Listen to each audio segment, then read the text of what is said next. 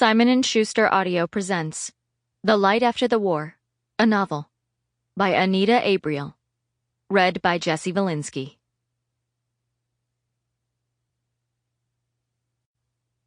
Chapter 1. Spring 1946. Vera Frankel had never seen the sun so bright or streets teeming with so many people. Lovers held hands. Teenagers zoomed by on Vespas, and old women carried shopping bags laden with fruits and vegetables. Vera smelled sweat and cigarettes and gasoline.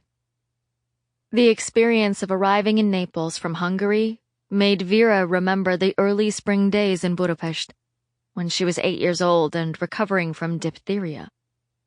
The curtains in her room had been drawn back, and she was allowed to sit outside and eat a bowl of plain soup.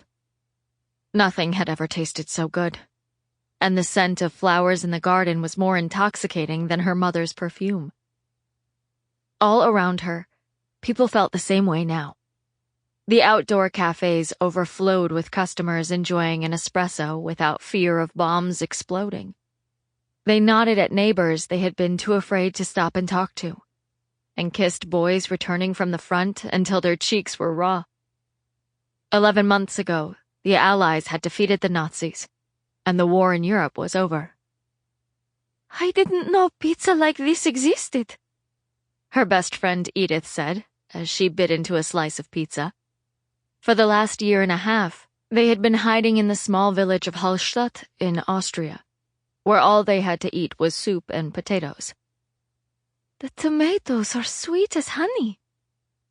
Vera consulted the clock in the middle of the piazza. They sat at an outdoor table with 2 slices of pizza in front of them. "My appointment is at 2 p.m., Vera announced. "I won't get the job if I'm late." "We've been in Naples for 48 hours, Edith protested, tying her blonde hair into a knot. "We haven't seen the palace, or the gardens, or the docks. Couldn't you schedule your interview for tomorrow? If I don't get the job, we won't be in Naples tomorrow," Vera replied grimly.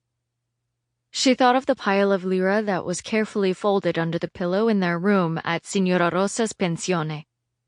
It was barely enough to cover a week's accommodation for her and Edith. "You need to find a job too. When was the last time you saw women who weren't wearing gold stars? Men not in uniform. People eating and drinking and laughing." Edith scanned the piazza. Sample complete. Ready to continue?